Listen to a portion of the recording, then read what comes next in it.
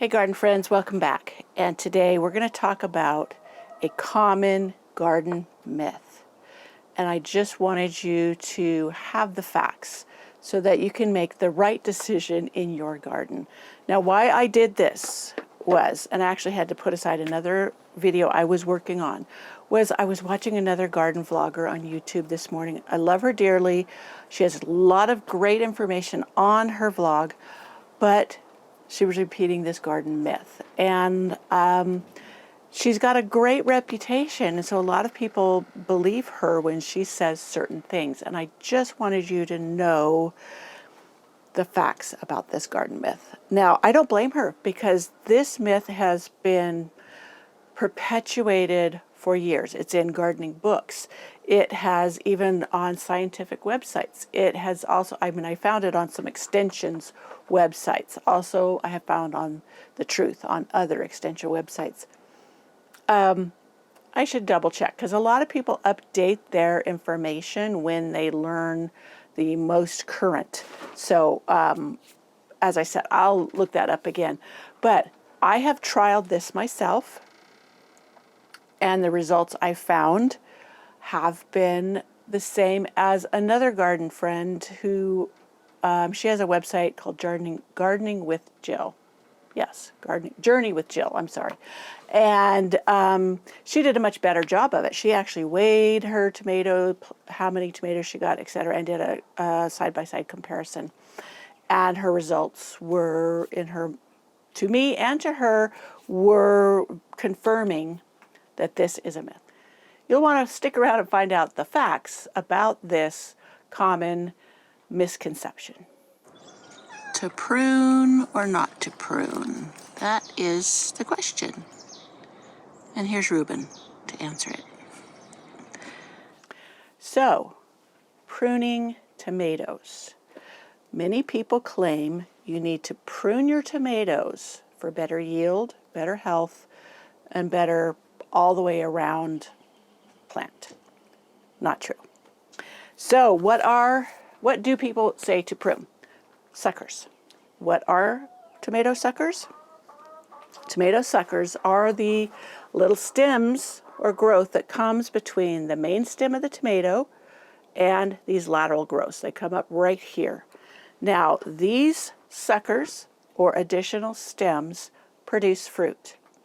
They also aid in photosynthesis of the plant, which promotes overall good health of the plant.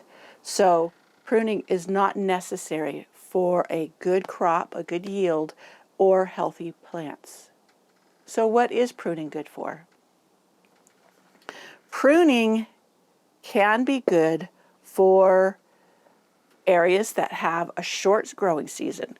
Now, it does help some fruit ripen earlier, but only by maybe a week or two. So you're sacrificing productivity for earlier fruit.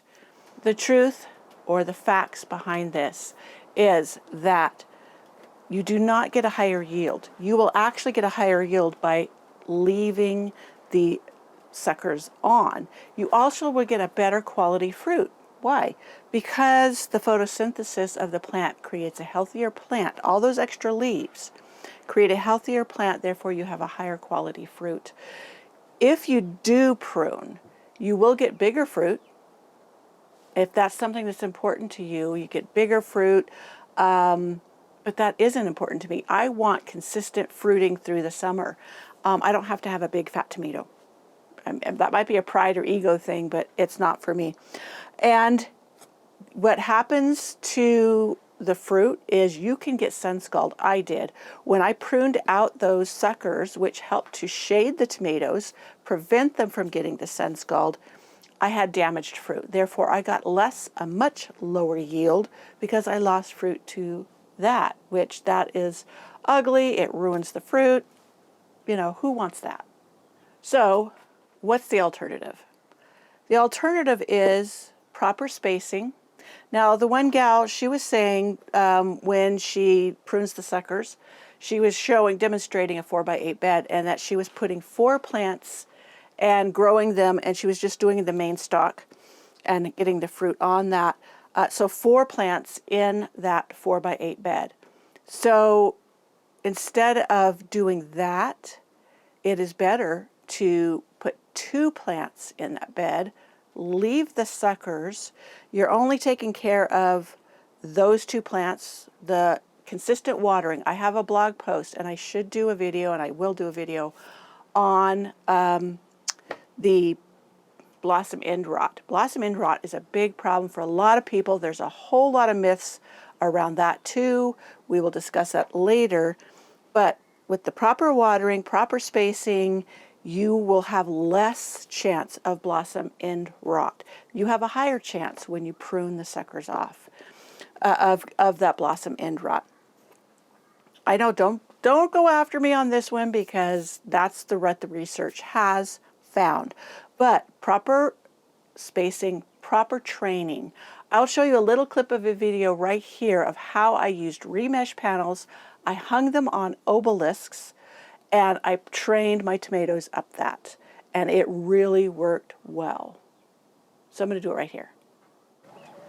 So hopefully, let me see, is this thing in the way? This thing's in the way. That's a butterfly bush. Let me move that puppy out. I had it further back, but I think I'm going to put a compost bin back there, so I need to find another spot for that. Anyways, so what I'm going to do is start weaving this tomato plant up through these squares. I'll just pull them forward. This one's not quite far enough forward. Here's a piece of it that is. And I will continue to do that as it grows. And then it will continue to weave upwards rather than back. Let's see. Okay, that will take a little while. This one can come down, and this one. So that is how I, this year, have been training or keeping my tomatoes, instead of in tomato cages, which I do have some. I'll show you one over there. But mine get so tall that I wanted them to go up this obelisk. I thought I would maybe have taken like wire from the top and then connect it to the lower remesh panel. And then I thought, oh, well, this is probably even better because you have more areas to weave it into. So now another alternative to, instead of the obelisk, I have put tree stakes in the ground. That you can buy them at, they're 8 foot. I think you get 8 foot ones at Home Depot. I think, no, Tractor Supply didn't have them. Lowe's, local lumber yard. They're 3.5, some are 3.5 around diameter. And you just drive them into the ground and then you hang. I do not really attach because I want them to come off the remesh panels to those posts. And that works really, really well. And other things, you can also support, you can plant your cucumbers next to it, climb them up it, whatever. That really worked well.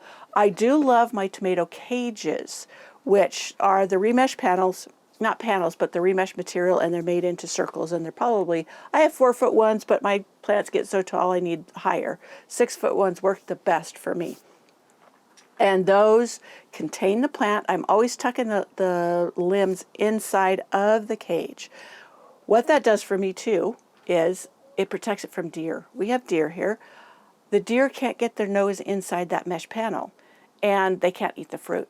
I even had one try to knock the whole cage over because he was so frustrated he couldn't get the fruit. And that was just kind of funny. So to sum up, instead of pruning the suckers on your tomatoes, let's go back one step.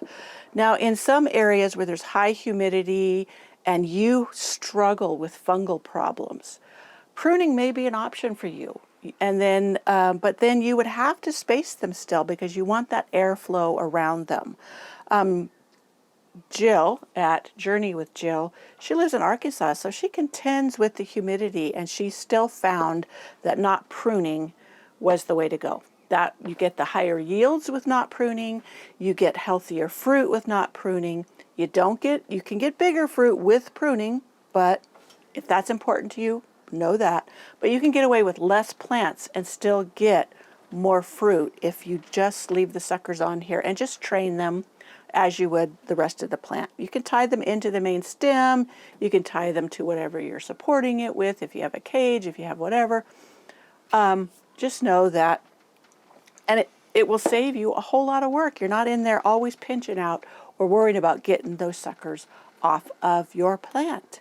So make sure proper spacing. Don't plant them too close together, because then that will also reduce yield. The plants need their space. So that being said, buy tomatoes instead of 4. Sorry guys, I had to come over here in the shade. My camera kept shutting off because it was getting too hot in the studio. But I wanted to say I'm going to come back and I'm going to do a video, talk you through the myth or myths around how to treat or what is the causes of blossom end rot on your tomatoes. And you might be surprised, because it's another thing that is really got a lot of myths around. And the reality is it's so much easier to take care of the problem than what is commonly spread around. So come on back for that, and we'll have another enlightening garden chat. All right, see you next time.